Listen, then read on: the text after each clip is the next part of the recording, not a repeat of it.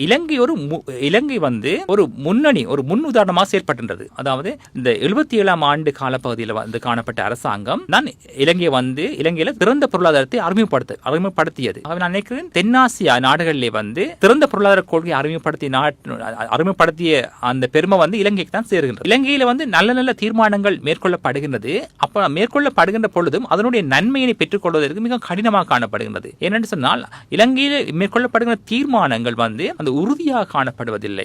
உங்களுக்கு தெரியும், பல்வேறுபட்ட அரசாங்கங்கள் மாற்றம் அடைகின்ற பொழுது அவர்கள் தமக்கு ஒரு அரசியல் நோக்கத்தை அடிப்படையாக கொண்டு இந்த பல்வேறுபட்ட திட்டங்களை மாற்றி அமைப்பார்கள், அல்லது பேரை மாற்றுவார்கள், திட்டத்தை மாற்றுவார்கள்.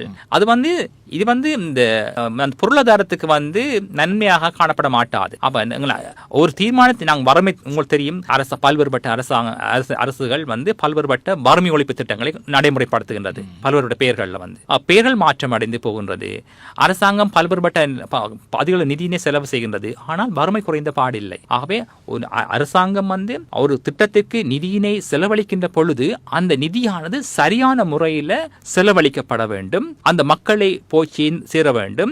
அந்த மக்களது வாழ்க்கை தரத்தில் ஒரு மாற்றம் ஏற்பட வேண்டும். அவ்வாறு மாற்றம் ஏற்படாத இடத்தில் அந்த திட்டமானது வெற்றிகரமாக அமையாது. ஆகவே நீண்ட காலமாக அரசாங்கம் அதிக அளவு பணத்தினை சமூக நல செலவுகள் மீது செலவு செய்கின்றது. ஆனால் அந்த மக்களோட வாழ்க்கை தரம் முன்னேற மாதிரி தெரியவில்லை. ஆகவே நாங்கள் நிதியினை செலவழிக்கின்ற பொழுது நிதி முகாமைத்துவத்தில் மிகவும் அவதானமாக இருக்க வேண்டும்.